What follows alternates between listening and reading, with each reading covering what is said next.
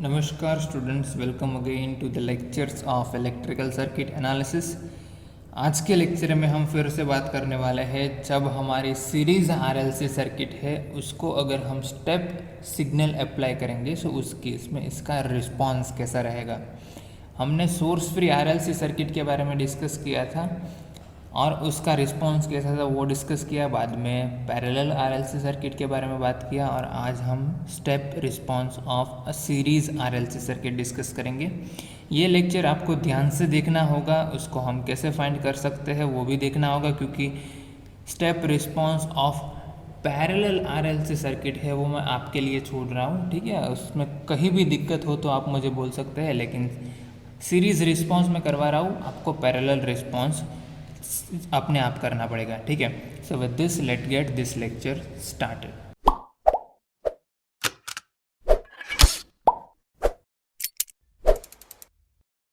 Now consider the series RLC circuit that is shown in the figure. यहाँ पर आप देख सकते हैं resistance R, inductor L and हमारा कैपेसिटर C कनेक्टेड है, ठीक है। यहाँ पर इनिशियली जो करंट फ्लो हो रहा है इन इंडक्टर इज I और यहाँ पर जो वोल्टेज अक्रॉस कैपेसिटर है वो है V, ठीक है। Now when we apply KVL in this loop when time t is greater than 0 के, जब हम at time t is equal to 0 पे ये स्विच प्रेस करेंगे, आफ्टर दैट टाइम अगर मैं इस लूप में KVL अप्लाई करूँ तो मैं लिख सकता हूँ that L di by dt that is nothing but the current the voltage across inductor plus resistance series में है सो RI plus voltage across capacitor is V is equal to our supply voltage Vs. Let's say this is equation number 1. So हमने कुछ नहीं किया, ये वाला जो mash है उसमें KVL अप्लाई किया तो हमें ये इक्वेशन मिलेगा। बट हमें पता है कि भाई हमारा जो इनिशियल वोल्टेज अक्रॉस कैपेसिटर है वो है V, ठीक है। ये हम एज्यूम कर रहे हैं कि भाई हमारे कैपेसिटर के अक्रॉस वोल्टेज इनिशियली V है और इंडक्टर के थ्रू जो करंट फ्लो हो रहा है वो है I, ठीक है। सो करंट इंडक्टर और कैपेसिटर दोनों सीरीज में कनेक्टेड है, सो इसमें जो करंट फ्लो हो रहा होगा वही होगा कैपेसिटर में। सो अगर कैपेसिटर के थ्रू करंट की मैं बात करूँ तो उसको मैं लिख सकता हूँ I is equal to C dV by dt। Okay, are you getting my point? Okay, so ये दोनों सीरीज में है तो करंट फ्लो होगा वो सेम होगा, ठीक है। सो इसको I को मैं लिख सकता हूँ that is nothing but C dV by dt। Okay, now next task is to we have to substitute the value of I into this equation, ठीक है। सो I के इस वैल्यू को आप यहाँ पर सब्सटीट्यूट करेंगे सो आपको मिलेगा that is d square V by dt square, okay, plus R by L। साथ में हम क्या कर रहे हैं, इसको थोड़ा सा रीअरेंज करके मैं लिख रहा हूँ, सो आप लिख सकते हैं R बाय L, क्योंकि यहाँ पर जो L है उससे मैं पूरे इक्वेशन को डिवाइड कर रहा हूँ। सो इस वाले अगर को इसको डिवाइड कर दूँ और I की वैल्यू यहाँ पर रख दूँ, ठीक है, सो ये बन जाएगा C और L से डिवाइड कर रहा हूँ, ठीक है, not only L but L and C से डिवाइड कर रहा हूँ, ये बन जाएगा dV by dt plus V divided by LC। यहाँ पर V है so in denominator we have to write LC और यहाँ पर VS है so also. So what we have done, put value of equation 2 into 1 and divide by LC, ठीक है। So हमें मिलेगा वो है d square V by dt square R by L dV by dt plus V upon LC is equal to VS by LC। Let's say this is our equation number 3। Now this is a second order differential equation again, ठीक है। सो जब हमने source free RLC circuit के बारे में बात किया था तब भी हमें सेकेंड ऑर्डर डिफरेंशियल इक्वेशन मिला था। उस केस में हमने उसको सॉल्व करके तीनों केस में, अंडर डैम्प्ड के केस में, ओवर डैम्प्ड के केस में और क्रिटिकली डैम्प्ड के केस में हमारा जो रिस्पॉन्स कैसा था वो हमने फाइंड किया था। Now the characteristics equation of series RLC circuit is not affected by the presence of DC source, okay, so जो हमारा जो अगर सोर्स फ्री सर्किट के बारे में अगर बात करूँ तो हमारा जो कैरेक्टरिस्टिक्स इक्वेशन था वो वही था, D square V by D T square plus R by L D V by D plus V divided by L C is equal to 0। ठीक है, अगर हम सोर्स कनेक्ट कर रहे हैं तो उस केस में भी हमारा जो कैरेक्टरिस्टिक्स इक्वेशन है उसको कोई अफेक्ट नहीं करेगा। अब जब हम सोर्स कनेक्ट कर रहे हैं उस टाइम पे जो हमें रिस्पॉन्स मिल रहा है वो रिस्पॉन्स को अगर मैं v ऑफ टी कर दूँ, let's say this response is v of T. अब ये v of T is nothing but it has two components. वो दो कंपोनेंट क्या हो गए? The first one is natural component and second component will be forced component. ठीक है, तो जब हमने स्टेप रिस्पॉन्स की बात की थी series RL and series RC circuit, यही मैं बात कर रहा हूँ फर्स्ट ऑर्डर सर्किट के बारे में, तब हमने ये डिस्कस किया था कि भाई अगर हम स्टेप रिस्पॉन्स फाइंड कर रहे हैं उसका मतलब we have to find the natural component plus force component, और अगर हम दोनों को ऐड कर देंगे तो हमें मिल जाएगा हमारा टोटल रिस्पॉन्स, कंप्लीट रिस्पॉन्स, और we can say the step response of any kind of circuits. Okay, so we can represent v of t is nothing but our natural response. Let's say this is v and t, and force response, that is vft. Okay, let's say this is our equation number 4. so हमें natural response find करना पड़ेगा, force response find करना पड़ेगा। अब natural response की अगर मैं आपको बात करूँ, so natural response is nothing but source free response की मैं बात कर रहा हूँ। सो सोर्स फ्री रिस्पॉन्स मीन्स जब हमारी आरएलसी सर्किट है वो किसी भी डीसी वोल्टेज सोर्स या करंट सोर्स के साथ में कनेक्टेड नहीं है, तब उसका रिस्पॉन्स क्या था उसकी मैं बात कर रहा हूँ। सो ये चीज़ हमने लास्ट टू लास्ट लेक्चर में की थी। ठीक है, तब हमने फाइंड किया था उसका रिस्पॉन्स। सो वो वाला response plus force response. Force response means जब हम डीसी सोर्स को कनेक्ट कर रहे हैं उस टाइम पे उसका रिस्पॉन्स क्या बनेगा, उन दोनों को अगर हम ऐड कर लेंगे तो वो हमारा बन जाएगा step response of series RLC circuit. Okay, so natural response is, we can say, the solution when we set our Vs is equal to 0. Okay, so if we set Vs is equal to 0 in this equation, we can easily find the value of Vn of t. ठीक है, वो क्या रहेगी, मैं फिर से आपको equation यहाँ पर दे रहा हूँ कि जब हमें सिर्फ नेचुरल रिस्पॉन्स के बारे में बात कर रहा हूँ, सो वो नेचुरल रिस्पॉन्स के केस में हमारे v ऑफ t की वैल्यू क्या थी, वो थी a1 e raise to sigma 1t plus a2 e raise to sigma 2t। ठीक है, सेम ये हो गया हमारा किस केस के बारे में, ओवर डैम्प्ड केस के बारे में था। अगर हम क्रिटिकली डैम्प्ड केस के बारे में बात करें, क्रिटिकली डैम्प्ड, ठीक है, वहाँ पर हमें मिल रहा था a1 plus a2t e raise to minus alpha t. और अगर मैं अंडर डैम्प्ड केस की बात करूं तो वहाँ पर हमें मिल रहा था e raise to minus alpha t a1 cos omega d t plus a2 sine omega d t.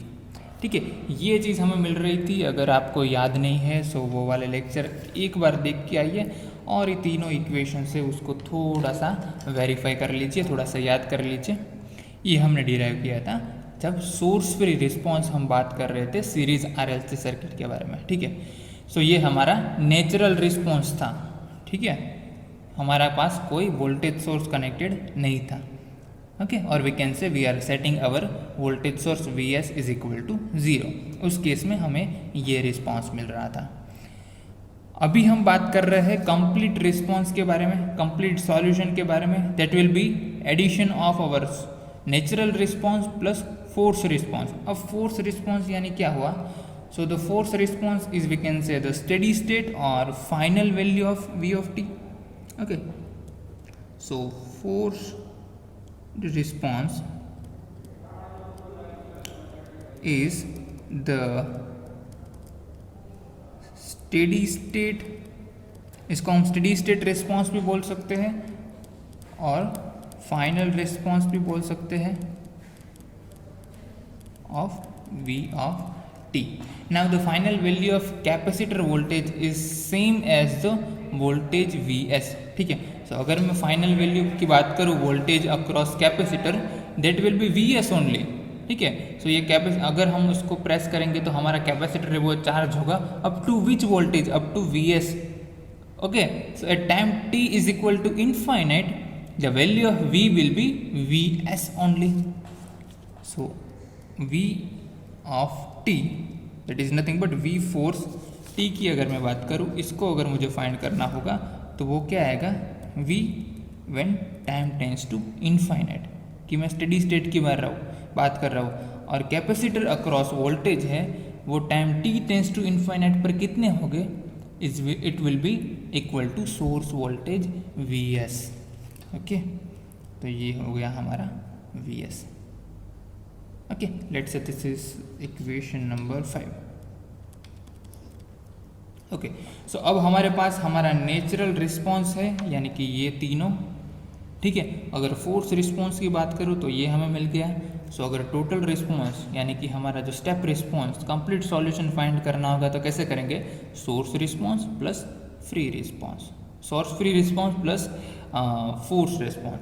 ठीक है, सो उस केस में हमारा ये V ऑफ t टोटल बनेगा, this will be our Vn of t plus V of t that is Vs in case of overdamped. ठीक है, तो सब जगह पर हमें Vs को ऐड करना है क्योंकि ये हमारा नेचुरल रिस्पॉन्स है. Vn of t again Vn of t और ये Vs हमारा फोर्स रिस्पॉन्स है. ठीक है, तो तीनों इक्वेशन में हमें Vs को ऐड कर देंगे तो ये हमें बन जाएगा हमारा step response of a series RLC circuit. I hope you get it. ठीक है, क्योंकि इसके रिगार्डिंग हम एग्जाम्पल सॉल्व करने वाले हैं तो आपको ये तीनों चीज़ है वो याद रखनी बहुत ज़रूरी है. ठीक है, so let us try to solve an example. अभी इक्वेशन याद नहीं रहे तो कोई बात नहीं, मैं आपको यहाँ पर याद रखाने के लिए हूँ, लेकिन जब एग्ज़ाम की बात करें तो ये तीनों इक्वेशंस आपको याद होने चाहिए.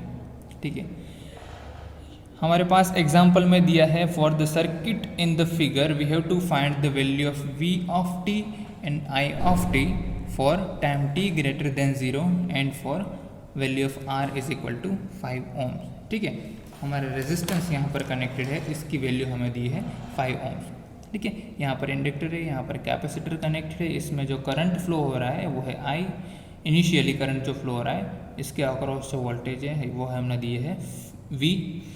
अब यहाँ पर की पोजीशन पे अगर हम ध्यान रखेंगे सो यहाँ पर हमें बोल रहा है कि भाई at time t is equal to 0 ये स्विच है वो ओपन हो रही है. ठीक है, सो वो for time t less than 0 के लिए ये स्विच थी वो क्लोज स्विच थी, लेकिन जब time t is equal to 0 की अगर मैं बात करूँ उस टाइम पे हम ये स्विच को ओपन कर रहे हैं. उसके बाद में हमें फाइंड करना है for time t greater than 0 कि हमारे voltage V of t and current I of t की वैल्यू क्या रहेगी. ठीक है, सो अगर लेट अस एज्यूम कि भाई ये time t is equal to 0 अभी नहीं हुआ है और हमारी जो ये स्विच है वो क्लोज है, वो स्विच क्लोज होगी फॉर इनफाइनाइट टाइम. कब से वो क्लोज होगी, इट मीन्स हमारा जो ये सर्किट है वो स्टेडी स्टेट में है. It means our inductor will behave as open circuit short circuited and our capacitor will behave as a open circuited. Okay, so we can here the value of R is 5 ohm. Let me write this. Okay, so for time t less than 0 the switch is closed. Okay, the switch is closed.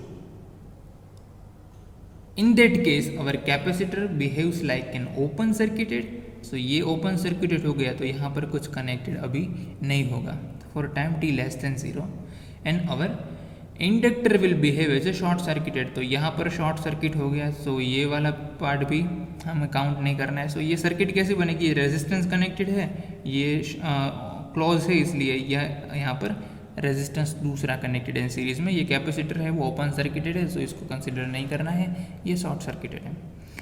हमें क्या find करना है, हमें find करना है कि भाई ये जब क्लोज था तब इनिशियली हमारा जो कैपेसिटर है वो चार्ज होगा, हमारा इंडक्टर है वो चार्ज होगा, उस केस में इस वोल्टेज V और यहाँ पर करंट I की वैल्यू क्या थी, इसके लिए हम ये कर रहे हैं। ठीक है, कि जब हमारे पास सोर्स कनेक्टेड था और टाइम t लेस देन 0 की अगर मैं बात कर रहा हूँ, उस केस में इसके अक्रॉस वोल्टेज क्या है और इसके थ्रू करंट की वैल्यू क्या है वो हमें फाइंड सबसे पहले करना है। बाद में v ऑफ t और i ऑफ t की वैल्यू हम कैलकुलेट करेंगे। ठीक है, तो उस केस में ये ओपन सर्किटेड होगा या ये शॉर्ट सर्किट है। सो अगर हमारे पास 24 वोल्ट DC सोर्स है, सो उस केस में यहाँ पर अक्रॉस जो वोल्टेज होगा उतना ही वोल्टेज कैपेसिटर के अक्रॉस में होगा। तब हम बोल सकते हैं कि भाई कैपेसिटर के अक्रॉस इनिशियली वोल्टेज है, यहाँ का अक्रॉस जो मिलेगा वो। ठीक है, सो यहाँ पर 24 दिया है, ये दोनों रेजिस्टेंस सीरीज में कनेक्टेड है, इसके अक्रॉस में हमें फाइंड करना है। तो इजीली मैं क्या फाइंड कर सकता हूँ, वोल्टेज डिवीजन रूल की मदद से फाइंड कर सकता हूँ। ठीक है, सो वोल्टेज डिवीजन रूल या फिर मैं करंट डिवीजन रूल की मदद से सबसे पहले करंट फाइंड कर लेता हूँ, ये करंट की वैल्यू। ठीक है, अब ये दोनों सीरीज में है, सो करंट की वैल्यू मुझे फाइंड करनी हो when time t is equal to 0, तो वो मुझे क्या मिलेगी 24 और R यानी ये 1 ओम का रेजिस्टेंस है वो सीरीज में कनेक्टेड है, तो वो मेरा बनेगा 5 + 1। ठीक है, तो 24 divided by 6 that will be 4 ampere. इसको समझना बहुत ज़रूरी है आपके लिए। ठीक है, क्योंकि इनिशियली ये क्लोज था, हम ओपन कर रहे हैं, सो उस टाइम पे हमें V एंड I की वैल्यू सबसे पहले कैलकुलेट करनी पड़ेगी। ठीक है, so initially current will be 4 ampere. अब initially voltage across this capacitor find करना पड़ेगा, उसके लिए वोल्टेज अक्रॉस दिस रेजिस्टेंस पहले फाइंड करेंगे, तो ऑटोमेटिकली हमें ये कैपेसिटर के अक्रॉस में वोल्टेज मिल जाएगा। ठीक है, क्योंकि ये दोनों पैरेलल में कनेक्टेड है। So voltage across capacitor is nothing but V into I, क्योंकि यहाँ पर भी करंट फ्लो हो रहा है, वो है 4 ampere. So 4 multiply by the value of resistance is 1, so will be 4 volt. तो ये हमें मिल गया, और ये वोल्टेज कुछ नहीं है, ये दोनों इक्वल हो गए, इसलिए this voltage will be across capacitor initially.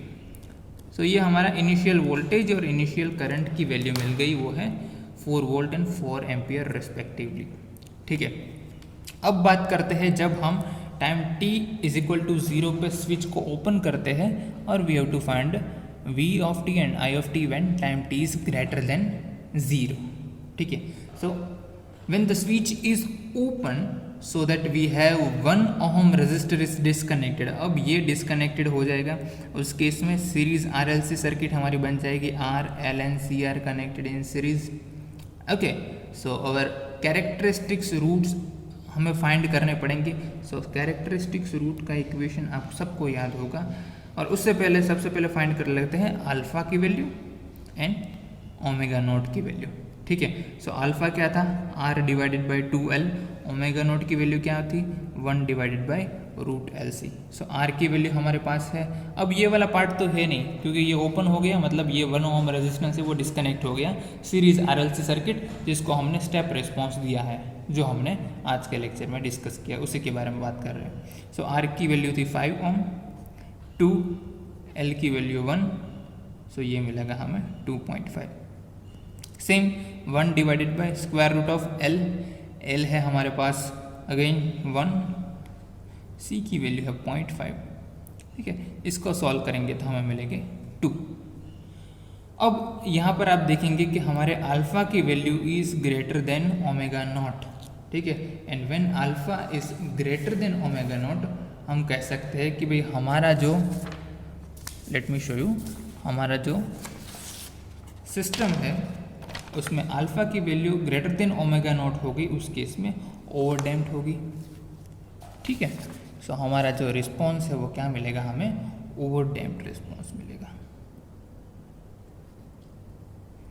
अब जब ओवर डैम्प्ड थे, इस केस में हमें पता होगा कि भाई हमारा ओवर डैम्प्ड के केस में रिस्पॉन्स कैसा था, तो ओवरडैम्प्ड के केस में हमारा total response V of t था Vs, that is our source voltage plus A1 e raise to sigma 1t plus A2 e raise to sigma 2t। अब सिग्मा 1 और सिग्मा 2 क्या है, हमारे कैरेक्टरिस्टिक इक्वेशन के रूट है, ठीक है। सो एक बार सिग्मा 1 सिग्मा 2 मिल जाए, Vs की वैल्यू हमारे पास है, A1 A2 मिल जाए तो हमें हमारा V ऑफ टी मिल जाएगा। एक बार V ऑफ टी मिल गया तो I ऑफ टी भी हम इजीली कैलकुलेट कर सकते हैं, ठीक है। तो अब हम वही करेंगे, सबसे पहले सिग्मा 1 एंड सिग्मा 2 की वैल्यू कैलकुलेट कर लेते हैं। तो सिग्मा 1 और sigma 2 that is nothing but minus alpha plus और minus square root of alpha square minus omega naught square, ठीक है। अब मैं ये सॉल्व नहीं कर ले वाला हूँ, वो आपको करना पड़ेगा। अल्फा की वैल्यू है 2.5, ओमेगा नॉट की वैल्यू है 2, वो दोनों इसमें रख दीजिए। आपको सिग्मा 1 एंड सिग्मा 2 की वैल्यू मिलेगी, वो होगी -1 -4, क्योंकि आपको पता है जब हमारे पास ओवरडैम्प्ड केस है, ओवरडैम्प्ड केस में हमें क्या मिलेगा, हमारे कैरेक्टरिस्टिक इक्वेशन के रूट रियल मिलेंगे और नेगेटिव मिलेंगे, ठीक है। तो ये हमें रियल भी मिल रहा है और नेगेटिव भी मिल रहा है, ठीक है। सो उस केस में हमारा रिस्पॉन्स है वो मिलेगा, ये वाला इक्वेशन में लिख रहा हूँ, that is V of t is equal to A1 e raise to sigma 1t plus A2 e raise to sigma 2t plus Vs, okay, this is nothing but our natural response, this is nothing but our forced response. Are you getting my point? Okay, so हमारे पास force response की क्या value आएगी, that is nothing but Vs only. So V of t will be 24 plus A1 e raise to sigma 1 की value है -1, सो -1 into t plus A2 e raise to -4t, ठीक है। तो ये हमें मिल रहा है अभी V ऑफ t की वैल्यू। अगर इसको आप ध्यान से देखेंगे, so only unknown thing is value of A1 and A2। सो अभी हमें वैल्यू तो मिल गई है V ऑफ t की, ठीक है। सो V of t and I of t find करना है, सो V ऑफ t मिल गया, लेकिन उसमें दो चीज़ अननोन है, वो है A1 एंड A2।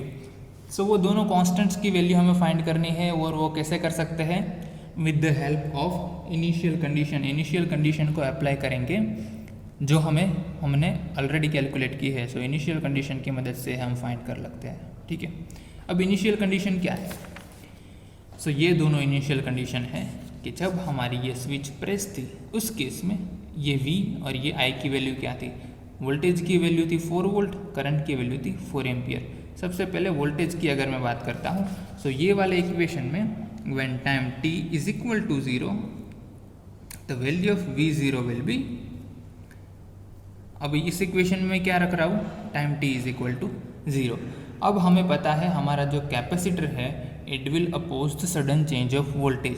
तो इसको अगर मैं वोल्टेज सोर्स से कनेक्ट कर रहा हूँ, सो इनिशियली इसका वोल्टेज है वो चेंज नहीं होगा, ठीक है। सो अगर time t is equal to 0 की मैं बात करूँ, सो इसके अक्रॉस वोल्टेज 4 वोल्ट ही होगा। Same way our inductor will oppose the sudden change of current. So अगर time t is equal to 0 की बात करूँ, सो उस टाइम पे current through inductor will be 4 ampere only, ठीक है। वो जल्दी से चेंज नहीं होगा, it will take some time and exponentially change its value, ठीक है। सो अगर time t is equal to exact 0 बात करूँ तो वो भी मुझे मिलेगा 4 वोल्ट ओनली, ठीक है। सो इक्वेशन में आप रख दो time t is equal to 0, so 24 as it is रहेंगे। A1 ई रेस टू 0 हो जाएगा 1, so A1 plus A2 e raise to 0 भी 1 हो जाएगा। सो ये इक्वेशन मिलेगा, और इसको थोड़ा अगर हम रीअरेंज कर दे तो मैं लिख सकता हूँ A1 plus A2 is equal to -20। Okay, ये फर्स्ट इक्वेशन मुझे मिल गया, that is A1 plus A2 is equal to -20। अब हमारे पास दो कांस्टेंट है। मैंने आपको बोला था कि अगर हमारे पास दो कांस्टेंट है, उस केस में हमारे पास मिनिमम 2 इनिशियल कंडीशन होनी चाहिए टू सॉल्व दिस इक्वेशन। हमारे पास दूसरी भी इनिशियल कंडीशन है कि भाई इंडक्टर के थ्रू करंट कितना है, वो है I0। और मैंने बोला था कि भाई इंडक्टर एंड कैपेसिटर सीरीज में कनेक्टेड है, तो यहाँ पर जो करंट होगा वही यहाँ पर फ्लो करेगा। सो I0 की अगर मैं बात करूँ, so current through capacitor can be written as C dv0 by dt। Okay, अब इसकी वैल्यू हमें पता है कि भाई I0 की वैल्यू है 4, so dv0 by dt can be written as 4 by c, और c की वैल्यू है 0.5। ठीक है, c की वैल्यू हमारे पास है 0.5, तो ये हो जाएगा 4 upon 0 I think yes, c की वैल्यू है 0.5 only. Okay, let me just check again, क्योंकि इसमें अगर हमने भूल कर दी तो हमको फिर से सॉल्व करना पड़ेगा। नहीं, हमारे पास c की वैल्यू 0.5 है। ठीक है, सो ये हो गया हमारा 8। तो अब हमने कैलकुलेट कर ली I0 की वैल्यू थी, तो dv0 बाई dt की वैल्यू हमने फाइंड कर ली है। ठीक है, अब क्या करेंगे, अब ये इनिशियल कंडीशन हमारे पास है, हमें फाइंड करना है हमारा जो ये इक्वेशन है उसको डिफ्रेंशिएट करना पड़ेगा सबसे पहले with respect to t।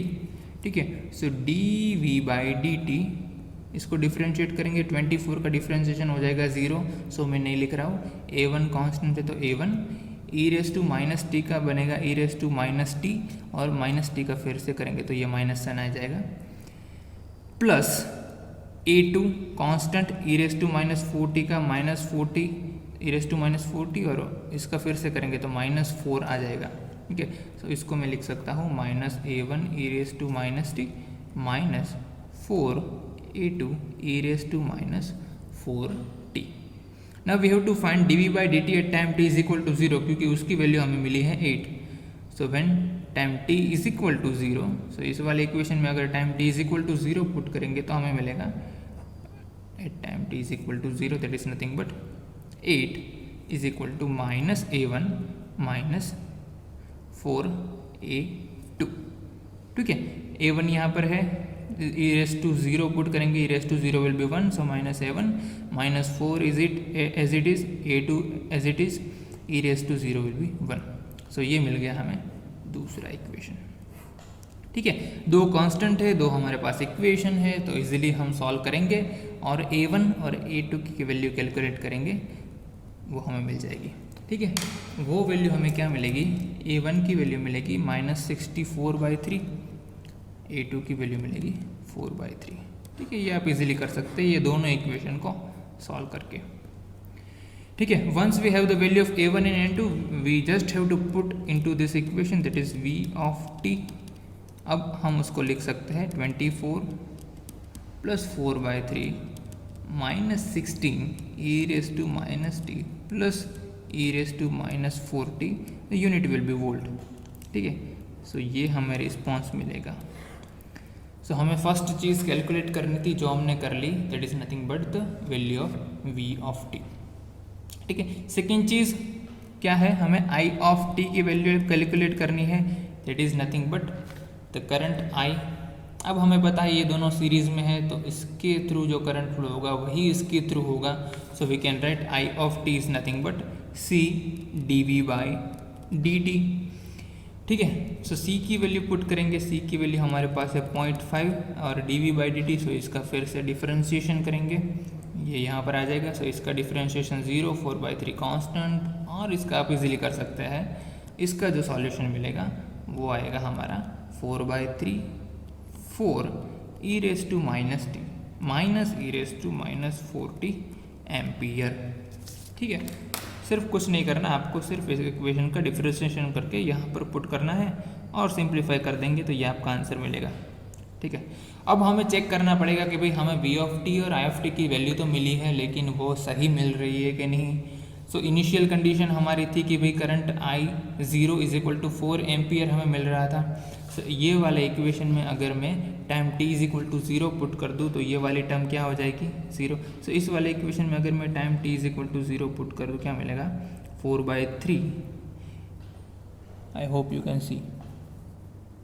Okay, so 4/3 4 as it is, e raise to 0 put करूँगा, यहाँ पर आ जाएगा 1, 4 into 1 e raise to 0 that will be 1 only, so 4 minus 3 that will be 3 only, 3 will be cancel and 4। वो यही answer हमें यहाँ पर मिल रहा था। सो हमें जो v ऑफ t और i ऑफ t की यहाँ पर वैल्यू मिली है वो एकदम करेक्ट वैल्यूज़ है। ठीक है। So I hope you understand this example that how we can solve this is little bit complex example. आपको समझना पड़ेगा कि भाई हमारा जो स्विच है वो प्रेस करने के बाद उसके अक्रॉस वोल्टेज और करंट की वैल्यू क्या रहेगी। ठीक है, एक बार आप समझ में आ जाएगा। जब हम इनिशियल कंडीशन के भी एग्जाम्पल सॉल्व करेंगे तो ये वाला फंडा है आपको पूरा क्लियर हो जाएगा, लेकिन इसके रिगार्डिंग आपको एग्जाम्पल्स की प्रैक्टिस यूजुअली करनी पड़ेगी। Okay, so with this we are closing today's lecture. मैंने आपको जैसे शुरुआत में बोला था कि भाई step response of parallel RLC circuit है वो आपके ऊपर मैं छोड़ रहा हूँ, इसी तरीके से आप इजीली फाइंड कर सकते हैं। सिर्फ आपको natural response and force response का सम करेंगे, आपको टोटल रिस्पॉन्स मिल जाएगा। सो पैरेलल आरएलसी सर्किट आपके ऊपर छोड़ रहा हूँ, जब भी उसमें डाउट हो आप इजीली मुझे कांटेक्ट कर सकते हैं। कमेंट सेक्शन में भी डाउट अपना लिख सकते हैं और मुझे पर्सनली भी बता सकते हैं। With this I am closing today's lecture. See you next time. Thank you so much.